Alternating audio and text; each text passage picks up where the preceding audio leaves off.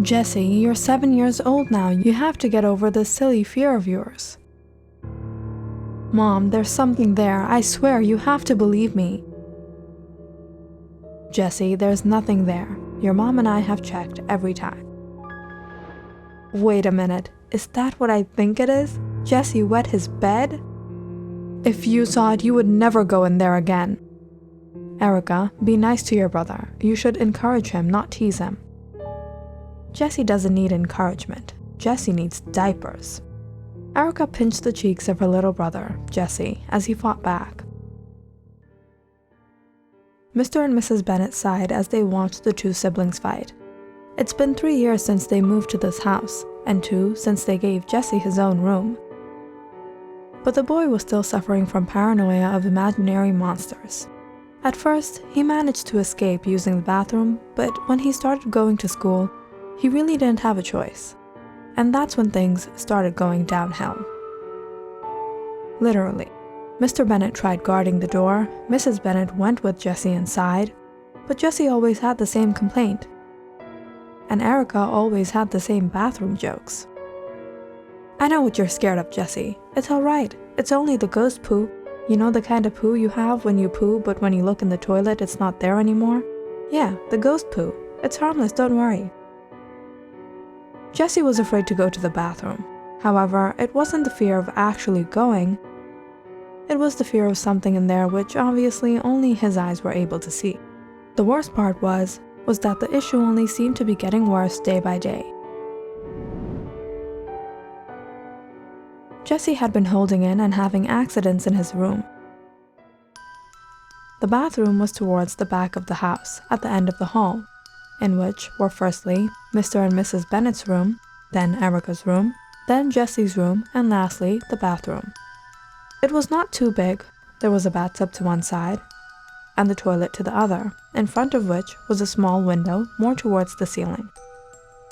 Jesse was tired of telling his parents. No one ever believed him, but he knew what he saw, or rather heard. He was too scared to look. Mr. and Mrs. Bennet were overawed one night to find Jesse screaming out of the bathroom. What happened, Jesse? We're here, don't worry, there's nothing to be scared. The strangest part was that at first Jesse didn't want to tell them. It was only when the parents gave him enough courage that he blabbered out what happened. I went to the bathroom, but while I was on the toilet I thought I heard something. It was a whisper. I thought it was one of you, but it wasn't. Erica, that's not funny, stop it.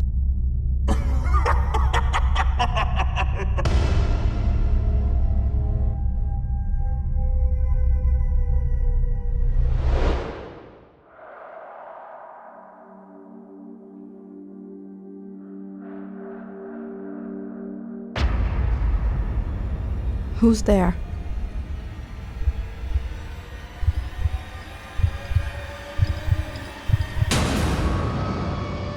Me, the one who hears all your secrets, the one who sees all you hide. Who are you? Shh. Are you sure you want to see me? I can keep your secrets, but not all secrets are easy to hide. And if you can't keep my secret, every word will cost you a fine. Your precious eyes will be mine. No, I don't want to see.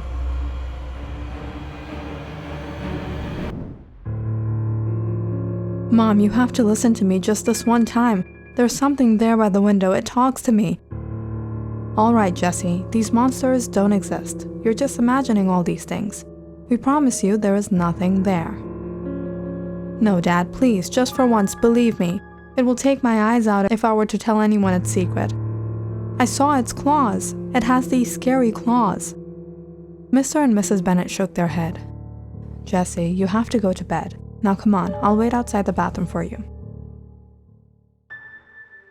Jesse had become so paranoid with this fear of his that he started to have nightmares.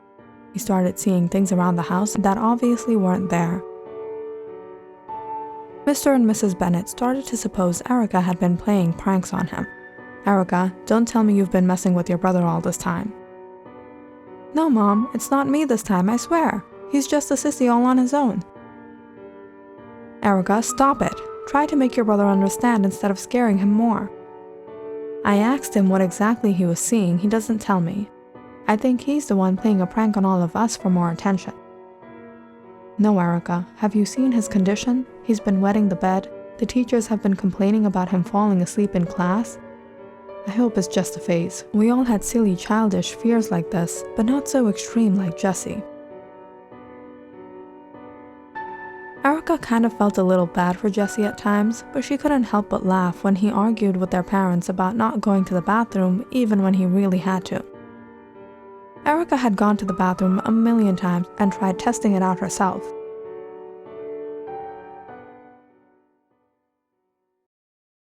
Come on, Jesse, I'll show you. No, Erica, don't go in there. You don't know what that thing can do. Pooh monster, where are you, creepy-looking fella? Come out, come out. See, Jesse, nothing's here. Oh, I get it. It must be constipated. Is that the problem, Jesse? The bathroom was eerily silent.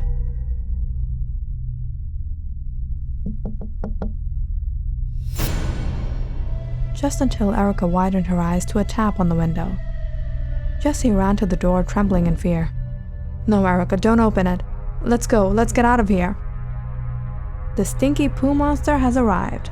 Now when I think about it, I think you got it all wrong with the claws and the eyes. Maybe it's just a turd feaster. Yikes, now that's scarier. Erica placed a stool by the window and slowly unlocked it.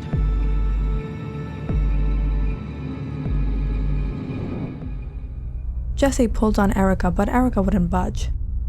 Erica, don't say these things. What if you anger it? Calm down, Jesse. Let me go. Erica, we have to get out of here before it. Before it what? Makes you pee your pants again?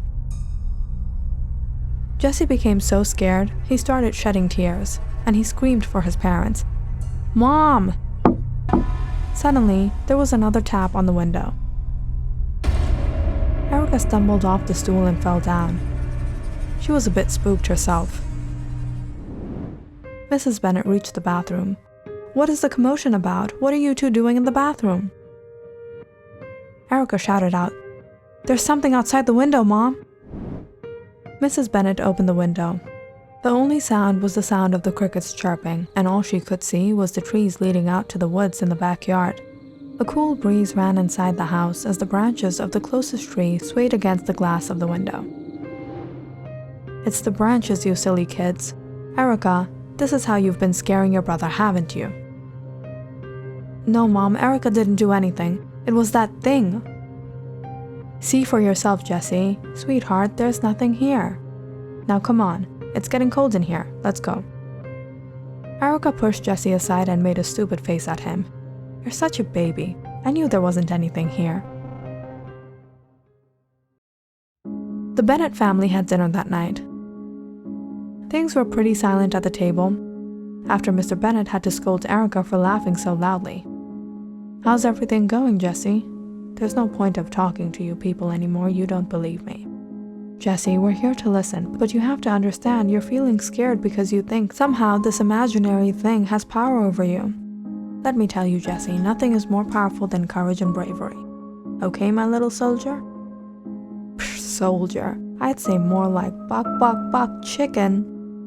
Mr. and Mrs. Bennet reassured Jesse again and again before everyone went away to their rooms for the night.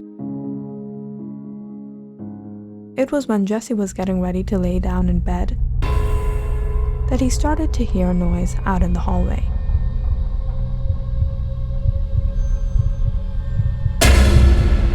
He slowly creeped out and peeked through the door.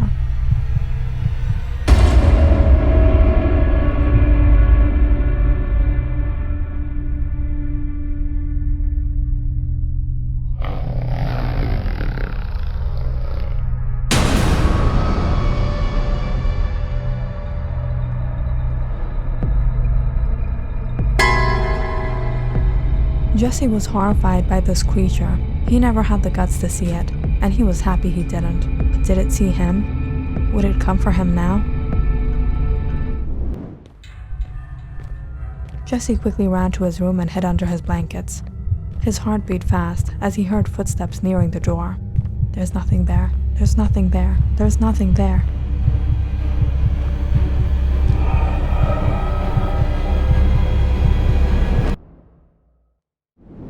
Mr. and Mrs. Bennet were discussing taking Jessie to the doctor if things didn't get better, when suddenly they heard a piercing scream outside. They anxiously exchanged a glance before they ran out to check on Jessie. To their surprise, Jessie was sound asleep under his blankets. Hearing a whimpering cry, the parents hurried to the bathroom. They were shocked to see Erica on the floor. She held her face crouched into a ball, crying. "What happened, Erica?" Mrs. Bennet said, taking her daughter in her arms. "It's us, Erica. You can look. Move your hands."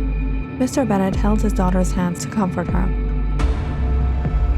He stumbled back in horror as Mrs. Bennet held in her fright, ready to scream.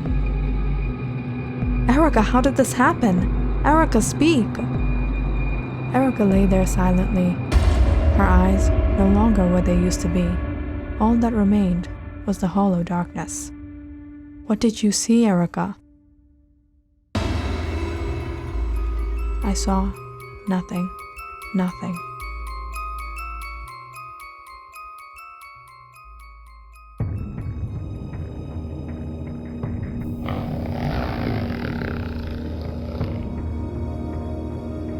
Shh. Not all secrets are easy to hide. Click on the subscribe button and check out more awesome videos on our channel.